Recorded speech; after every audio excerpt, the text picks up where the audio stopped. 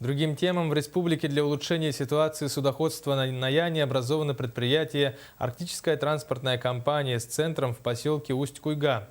Одним из основных видов деятельности арктической компании станут не только перевозка и доставка грузов, но и комплексное обслуживание и модернизация флота. С подробностями наш корреспондент Альбина Павлова. Проблема завоза грузов в Янскую группу улусов и сегодня остается актуальной. Еще в феврале прошлого года на совещании по завозу грузов в Индигирскую группу районов было высказано предложение о необходимости создания казенного транспортного предприятия.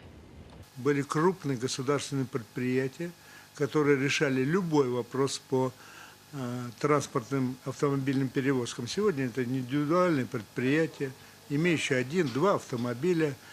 Они работают разрозненно, выполняют только свои личные какие-то задачи. Поэтому нужно подумать о том, чтобы создавать все-таки, вернуться к тому, чтобы были казенные, значит, государственные транспортные предприятия.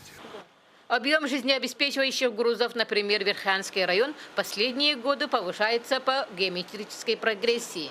Так, если недавно потребность в угле составляла только 80 тысяч тонн, то в ближайшие годы рост объема угля может дойти до 150 тысяч. Последние годы, конечно, численность населения и в Нижнеянске, и Куйге сильно сократилась, но я, по крайней мере, уверен, что эти населенные пункты будут действовать, и свое развитие, я думаю, они получат. Во-первых, в связи с строительством дополнительных котельных увеличивается объем завоза угля в других генеральных угрозов Верхоянский район. Итак, от работы новой транспортной компании будет зависеть дальнейшее благополучие не только двух улусов – Эвено-Батантайского и Верхоянского, но и двух поселков Усянского района. Ведь Усть-Куйгинский речной порт, как и прежде, сохранил статус главного транспортного узла.